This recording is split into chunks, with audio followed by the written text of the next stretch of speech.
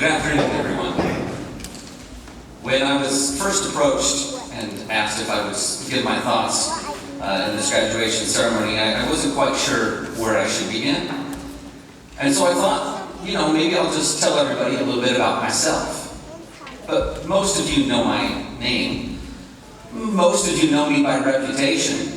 But very few of you actually know me, the person. As you probably know, I am Jason Matkins. I teach science here at Tule High School. I'm also the senior class advisor. These last few years has been wonderful. I've really enjoyed being with these guys. One thing you may not know about me is I really love to play board games. It's one of my favorite things. Ever since I was a little kid, I always wanted to play games. I wasn't one of those kids that wanted to sit and watch TV. I wasn't one of those people that just wanted to sit and, just watch the sunset. I had to be doing something all the time.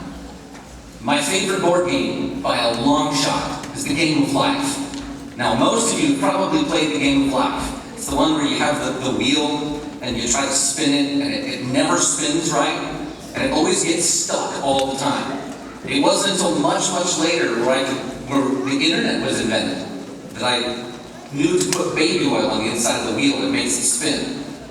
Internet, where have you been my whole life? Seriously. But I love this game. I started with a game that was printed in 1958.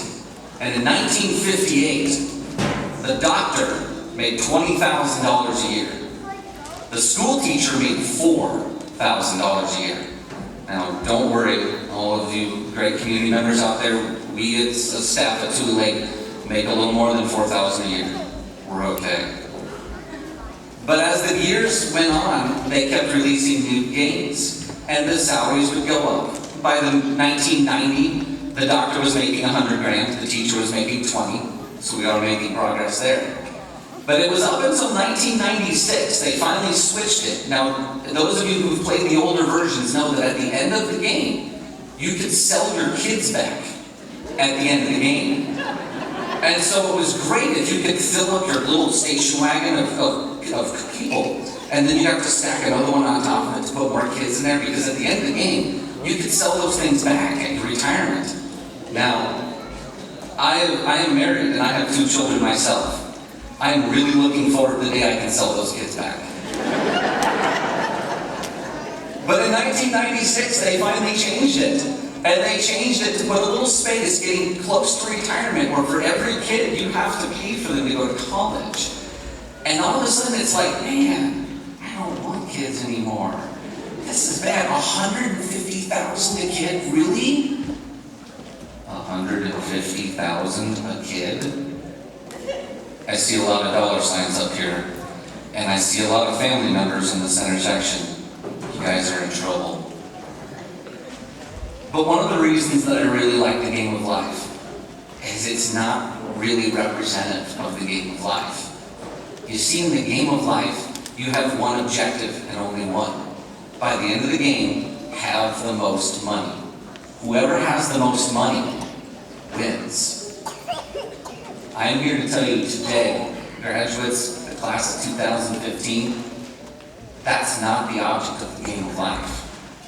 When you get to the end, if you have the most money, you don't win. All you have is a lot of money. There's a lot more important things that we can all attest to. Friendships, the relationships that we make, the accomplishments, the things that we do, the memories that we leave behind. All of these, in my opinion, are far more important than money. Now, you have a very unique situation. Because on the board game of the Game of Life, the very first square that you have is where you choose to go to college or start your career. And so graduates, the class of 2015, you're on square one. From this day forward, you're spinning the wheel. And whatever life gives you. But remember, at the end, there's only going to be just a few things that are important. The things that are really important are the relationships that we make, the people's lives that we touch, and the legacy that we leave behind. Go forth and leave a legacy. Be awesome. Thank you.